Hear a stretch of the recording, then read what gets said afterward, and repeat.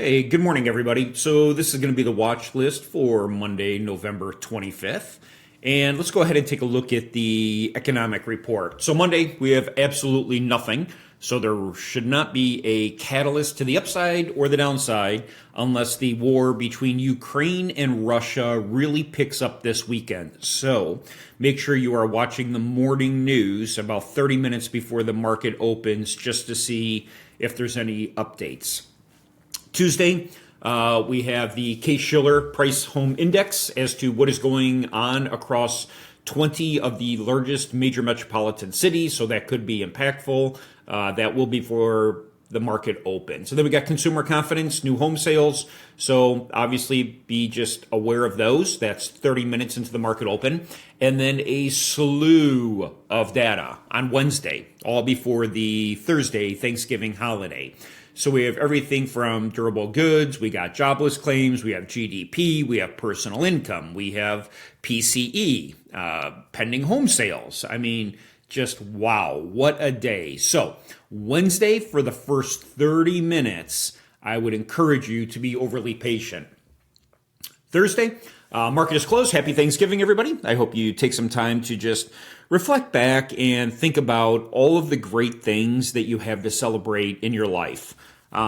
Usually for me, it's a time of the year where I actually just pause. And often none of us do that because many of us are living in corporate America. We're grinding. We got jobs. We got kids. We have a whole host of things. And what we really don't stop to consider are all the things that we are grateful for and that we appreciate. Then on Friday, nothing is scheduled. I would encourage you, just take Friday off from trading. I mean, if you want to watch the market, so be it. But there is almost no volume and no activity on Friday. And my experience over the last 8 years tells me is that the day after Thanksgiving, more people lose money than make money because the market makers really aren't working. There's typically not a lot of volatility. Volume is exceptionally low. And then you're going to start to see this drop off as the rest of the year progresses. So all of the gains are in for all of the major firms, right? So what they will start to do is two things will happen. One, you'll start to just see a slow melt up, probably in some of the small cap stocks as people rotate out of technology. And that's what we're witnessing right now. Why is QQQ weaker than SPY? They're coming out of Meta, Google, Apple, Microsoft, NVIDIA. They're harvesting those profits and they are redeploying that capital into the financials as well as consumer cyclical stocks. Okay. So we are seeing more of a pull to the upside with SPY and a bit of a drag to the downside with QQQ. Now that does make it a little bit different with confluence trading, right? So you just have to be a little bit more patient. But that's what we got from the news event. Let's take a look at the chart. So I'm going to start here on QQQ. Many of you have been asking about price levels. Bill, how do you set price levels? How do you know where they go? So on and so forth. And what I'm going to tell you is this is subjective, right? So this is the art. This is not the science. The science is picking the contract you should be in. The art is figuring out, well, where is liquidity? So what I like to do is I like to always start on my daily. You can clearly start on a monthly. You can start on a weekly. There is absolutely nothing wrong with that. And you can draw those lines. Personally, I don't. I find that the daily time frame is good enough. And what I like to look for is I like to look for areas where the market has pivoted up, down, or held on the different time frames. So the daily, the 4 hour, and the 1 hour. Those are the ones that I chart. Now, mind you, I also use Bryce's supply and demand indicator. So it kind of does it for me and confirms where are the buyers, where are the sellers, where are the gaps. But a couple things that we are going to do when we are charting is I leave supply and demand off, I leave the EMAs off, VWAP off. It really doesn't matter. And what I'm looking for is where did the market pivot or hold? Well, clearly on QQQ, we pivoted back to the downside here. Now, I don't take this candle high as an area of interest. And that's another word I'm going to use. It's an area of interest. Charts are not exact to the penny. And I watch so many traders that they just miss a trade because they were waiting for it to get literally to the penny of 514.92 before they take a reject. I did not use the top of this candle right here. Okay, so you could if you choose to, but what I want to look for is 3 or 4 areas of rejection.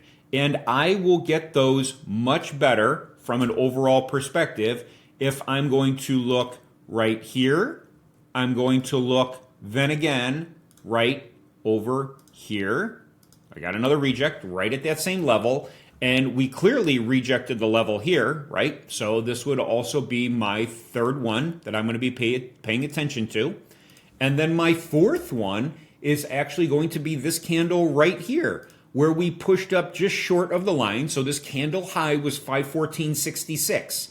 514.66 is less than, what, 30 cents away from the level? So what that's telling you is that you are now in an area where the market has rejected 4 times. So that's why I draw my line at 514.92.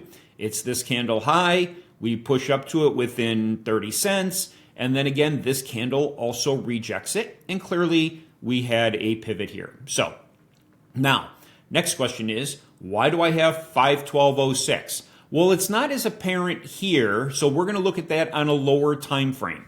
And then that's what I do for all of my major pivots. Where do I have major areas where the market sold off? You'll see I have another one right here, all the way back in July, where we push up, fail hard, and then we come down here, and then we're using it as support, which is the bottom, ironically, of this gap fill, right? So I'm looking for these major areas. This is a major area. This is a major area right here. If I wanted to, and I go lower, I could say, people will ask is, well, Bill, is this a major area? It's a price level higher, but look to the left. What do you see to the left of this? A bunch of garbage, right? It's a bunch of broken candles through the line, right? We're not holding the line anywhere here. I don't have, really good clarity, right? We keep breaking it, right? So that tells me that there's a lot of indecision at that level. So that's why I'm not going to put one there. Why did I put one here? Even though we are breaking the level, you will look that it held, it's holding, it broke, okay? And then we're holding. So for me, 478.28 is a strong level, even though we have how many breakthroughs? We have 1 breakthrough, we have 2, 3, 4, okay? 4 compared to 1, 2, 3, 4, 5, 6, 7, 8, 9, 10, right? So this level is fairly strong. And then you'll see it at the lower time frames as well. And so what I'm looking for is, where do we have that on a consistent basis? Again, this is art, this is not science. So for me, this is where the market came up, it rejected, it then used it as support. They flirted with it. So again, this is an area of interest. It's not to the penny. Then they held it, they rejected it, they held it, and then it moved up from there. So that's why I have these levels. Now I'm going to go to my 4 hour and I'm going to look at it there. So my purple are my gaps that are still open. If you want, you can shrink the gap. And remember, we only do gaps on a daily time frame. So if I'm watching this gap now, technically, I'm going to unlock this. This gap is now pretty darn small. It's going to go to the top of this candle right here, which is a high of 506.96. 506.96 should be the bottom of this range. There we go. And we are going to lock that in. Okay, so now we have a very small gap. We still have a gap below. So we're only doing gaps on the daily. Again, go down to the 4 hour, and then let's see, do these lines pretty much hold? So you can see when we were between these two areas, look at all of this consolidation. Yes, they wick below it, but that's where my opportunity is. I don't want this line to be all the way down here. Why? Because every time this line breaks, I make money. So when it breaks, I go short. When it breaks, I go short. When it breaks, I go short, right? That's why you also want to be cognizant of the body of the candle and not just the wicks, because the wicks is telling you that there was price indecision and it moved higher or lower. And you can make a tremendous amount of money just based off of how it functions within a range. So see if you can tighten up the range and then get, again, 4 to 5 touch points where it is solid. And then you can see every time that we broke this level, we then came down. And then I just want to trade level to level. Let's go to the 1 hour and take a look at it there. And again, you don't need too many lines on your charts. For me, look at all this consolidation right here. But every time it broke, there was a money to be made. Broke, money to be made. Broke, money to be made. Again, that's why I don't want it all the way down here. Then you have way too wide of a trading range. So let's look at this level here. We're just constantly, we break it, then we hold it, we flush it, then we're trading in this range. Then what are we doing? We're going back here between the level and the gap fill, and we are just now trending again. This is a solid level, 503. The market seems to like this 503. Well, where did the market reject all the way back here? In July, 503, right? So I'm looking for, again, 4 to 5 touch points over time where I can say the market was holding this level, rejecting it, used it as support. We use it as support, we flush it, right? And then we reject it, and then we use it as support, and then we reject it again. And they just keep going back and forth between these levels. So that's how I like to think about it. I don't go down to a 15-minute, I don't go down to a 30-minute, but if you go to the 30-minute, you could probably see it even more clearly, right? As you're getting between these. So just zoom in to say, can I see the pattern where this is trading? And if so, then you know that your levels are accurate. Let's take a look at SPY. We'll do that again on the daily basis. So on a daily time frame, what am I looking at? Well, where are my gaps? Again, same exact thing here. My levels, where were we? We sold off. We're pushing up to this area of interest. Then we flush it. Again, these ones in the middle won't make sense to you right now, but if we go down to a 4 hour and we take a look and see what do we have here, does it make more sense? Well, on a higher time frame, it does, right? You kind of see that we are trading right here between these levels. So we go up, we come down, we go up, we come down. Now let's do it on a 1 hour time frame. Do we get even more granular? Of course we do. We're trading in here, then we stair step it up and we go in here. Then what do? We come back down into here. Then what do? We go back up into here. Then we come down into here. And then we flushed all the way down to the next levels. Now this level of this 586.12 and 585.27, they've just been here and these were prior pivots. So there was a prior pivot to the downside here. There was, a prior pivot to the downside over here. Get that on there. So this is showing me, right, that the market for quite a while could not push above these levels. So this is going to be an area, again, of interest to either hold to the upside, like it did right here, or drag me down to the downside. Now, once they flush this, they keep buying it back up. So again, just look left and see what the overall market is doing. Now, mind you, this gap has already filled, so we can go ahead and remove that from the charts. That's no longer going to stay. We had that gap fill that happened earlier in the week, and now we are just struggling to get above 596.45, 596.65. Let's go back to the left and look at what happened. They bounce that, they bounce it, they bounce it. Then we're kind of fluctuating around it before we head lower. So I'm hoping that helps a little bit more with overall how I set my price levels. And what we could do is just turn on supply and demand. And you'll see where I have all of my lines, it lines up where all the buyers are at, right? The bright green is where the strongest buyers are at. Well, where are the lines? They're in the bright green area right before we move up to the next level. Bright green before we move up to the next level. And it just develops like that. Now, where is resistance? Resistance is right up here. Now, I clearly have a resistance line of 599.64, so I'm not going to want to get into calls until I get above 596.65. I think that the market is just going to, fluctuate back and forth. Now, mind you, remember, 30-minute zones are very weak. They can easily push up to the upside. So I'm just cognizant of them, that there's a little bit of resistance, but if you get a strong market, then it's going to push up. Where it's going to start to struggle is in this bright red. Well, where's the bright red? Right around my top of 599.64. So you could trade off a supply and demand like this, right? Or you could just draw your levels. Now, mind you, when we get into 3-hour demand, 4-hour demand, daily demand, even though the market is going down, you should not be looking for puts, okay? You should be looking for, where is the market going to find a good foundational base, okay?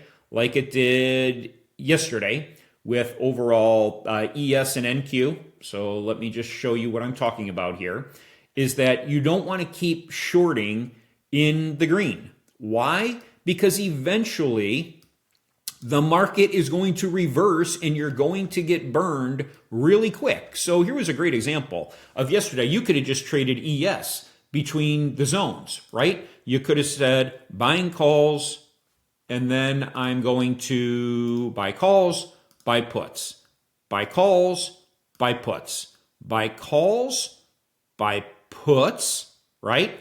And then by then it's already 9:30 in the morning, so you shouldn't even be trading.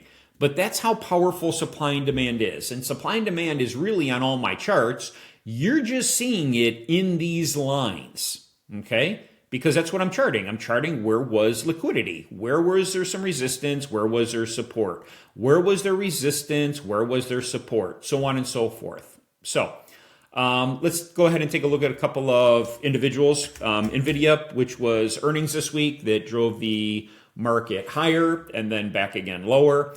Couple things with NVIDIA that I think we could go ahead and take a look at right here is, where are we trending? Why did it not pull in all of my levels? Let's fix that real quick, because I'm on the German stock market and I don't want that. So let's look at my levels here. So you can see on NVIDIA, this was a major pivot right up here at 144.56. It was before a prior all-time high, right? Before the market sold down and then moved up. So this level here, they were not able to reclaim it. They finally reclaimed it, used it as support. They use it as support. They use it as support. So right here at literally 144.37, 144.39 is an area that I've just been tracking. And then you can see from last week's watch list, this was last Saturday. If you watch this, you'll see I hit a trend line. And I said, you don't want to go short NVIDIA till you break the trend. Well, ironically, we not only broke the trend, we broke the support level. And then what did we do? We pushed down to the next support level. Why was mine here at 141.77? Again, we rejected right here. We rejected right here. We rejected right here. We rejected right here. We used it as support to then go higher. We came here. We used it as support for a brief second, flush below it, moved above it, and then we fell hard. Okay, so this is telling me that this is an area right here that if we get below 141.77, I think we're going lower. Where do I think we're going to next? Well, let's just look left. I think we're going somewhere right in, this area right here. Why do I think 137? Support, support, support, support, support, right? Reject, support, support, support, support, support on a 1 hour time frame.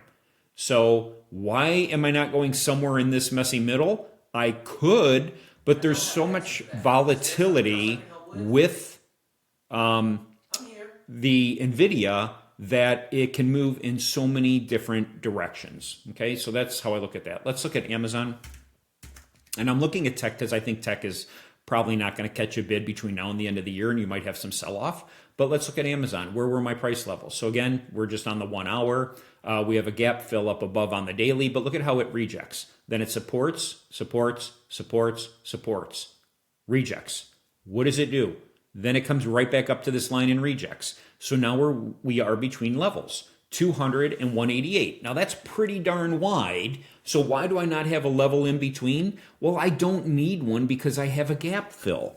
And the gap fill is going to act as a magnet. So this is my next level for this stock to actually come down to 194 and either bounce, or I want to wait for it to go back up to 200 and reject and come lower, or come to 194 and fail and start to fill the gap down to 190 and then go down to 188. So again, just start on the daily and say, what can I see that will tell me that these were major inflection points, right? And then you can color code these differently. So you can have your daily one color, your 4 hour a different color, and your 1 hour a third color, whatever works for you. I leave them all the same. It's just because also, again, remember, I'm using supply and demand. So at times, if I'm a little uncertain as to the strength of the level, all I do is click a button and then it's going to tell me what is the level, what is the range. You can see that right here. So it's a 2 hour, the top of the range, the bottom of the range, a 30-minute, the top of the range, the bottom of the range, a 30-minute, the top and the bottom. So if we are dropping and we're dropping into a 30-minute overall demand, I'm usually letting those puts ride because I know it's not strong enough to usually stop the market. So that's why it's important for me to have another perspective. Now, would I just automatically want to start going in and shorting NVIDIA on Monday morning or Amazon? The answer is going to be no. Why? So we're in 30-minute demand, right? But look at, I have 1 day demand right here. I mean, not even $1 lower. So the likelihood that we're going to push down and then move up is a higher probability than us getting through all of these buyers down here. Now, if the market is super weak, that can clearly happen, but I'm going to want to wait for some confirmation, one direction or the other. And that's why we are between levels, right? The market is agreeing on price. The sellers are right here. The buyers are right here. It's a balanced market. Okay, let's look at Apple. Apple, we are coming back up to my overall line where we rejected, we rejected, we rejected, we rejected, right? This is now where I'm using the candlestick highs. Why am I doing that? Well, I'm doing that also because we can see clearly that once it gets to 230, nice round even number, the market doesn't like it. Now, let's look at this. The sellers are all the way up here at 230.5. I mean, so we're pretty much right in that area. I would not necessarily be waiting for this to reject. I would like to see it clear, push up here, and then reject to head lower. We have buyers here on a 2 hour time frame. Is it as strong as a 4 hour? No, but it's fairly strong, right? And so you're going to want to watch, what is the market momentum doing? Is it positive or is it negative? So while it should be that you would think, well, Bill, there's got to be sellers here, clearly the buyers are giving Apple more breathing room to the upside. Now, mind you, the prior all-time high is all the way up here. So I have a trend line. Let me turn this off so you can see this a little bit better. But we have a trend line, right? We're riding this trend all the way up. It's got positive momentum. We are now getting to our inflection point right here. But you'll note that this inflection point is also halfway between my next zone. So therefore, if we clear this with strength, I think we're going to 232.92. I don't think we're heading lower. So just because you're getting to an area of interest doesn't mean you should automatically take puts. So just because it rejected here, and then it came down and rejected here, and came down and rejected here, and came down and rejected here, and so on and so forth, right? Doesn't mean that it's not going to happen again, but you have to watch and see, is it going to reject? Where is the momentum? Right now, it's to the upside. So I'd rather see it break above this, come down, and then move higher. Why do I not like a reject here? Because it's tested it already 1, 2, 3, 4, 5, 6 times, right? The more times a level is touching, the weaker the level becomes, because all the sellers are sitting here and the buyers are eating into them, right? And it just takes away more sellers. So more sellers don't develop, they disappear, which is what's happening, why the sellers are now sitting at this higher level. Okay, so you got to kind of think three-dimensionally and not two-dimensionally with just the charts. Let's take a look at another one that I think has some room to the upside. I think banks still have really good momentum to the upside. I think Bank of America up to 50 going into the year end. I would wait again for confirmation on strength. But look at Bank of America's double top up here, right at $50.08. We're at 47. So we got about a 5%, 6% move to the upside. Banks are showing tremendous momentum. We cleared this prior pivot, okay, this week. So you can see this right here. Move that right about there, where we rejected, we blew through it. Then what did we do? We used it as support. So what is the market doing now? It's got positive momentum to the upside. Let's go ahead and take a look. Do we have a trend line on Bank of America? Yeah, we kind of do, right? So again, we're looking for multiple touch points. Again, it broke the line. Doesn't mean that it's not valid, right? You just got a strong buy, and that was going to be, let's see, was this on the market open or after hours? It was after hours. So again, remember, after hours, there's less liquidity, there's less volume. So while I chart everything on the extended hours, I just like to pay attention to, we're pretty much holding the line here. And then we come down and they buy it up strong. And then what are we doing? I don't want to go short the banks till we break this level right here, 46.52. So for right now, if we get a pullback to this, I want to go long into 50. So a little bit of technical analysis along with some charting so you get a better idea as to how I think of things. And as always, if you have any questions, shoot me an email, shoot me a message. I'm happy to take a look at a stock for you, chart it, or what have you. But mind you, again, now that we are approaching Thanksgiving through now and the end of the year, volume will dry up immensely. You will see a lot of volatility with options contracts. So you'll get into a trade at 80 cents, and then the next thing you know, it'll be trading at 60 cents. And then the next thing you know, it'll be trading at $1.20. Why is that? The market is an auction. The more people that are trading, the more price stability you have. When there's, for example, 10 of us in a room, and I give each of you $100, and then 8 of you decide to hold the $100, but then 2 of you decide to take that $100 and give it to someone else for $50 because it was free money, then the market will have huge volatility. Why? Because there were 10 of us that we were originally trading, then 2 of you just decided to trade while 8 of us decided to do nothing, and then that's how you get these swings. So hopefully, psychologically, that kind of makes sense. When we're all holding the same asset and then 2 of you just decide to give it away for no reason at all, that's why you have really big price instability. And then it's going to take the other 8 of us to say, well, you're an idiot, I'm not doing nothing, or holy shit, what the hell is going on here, and I better dump too, right? Or I better start buying up all the excess liquidity in the market. And there's just not a lot of that this time of the year. So doesn't mean we can't go higher, doesn't mean we can't go lower. You just have to size down on your positions and be a little bit more cautious. So with that, again, everybody, I wish each and every one of you an absolutely amazing Thanksgiving holiday.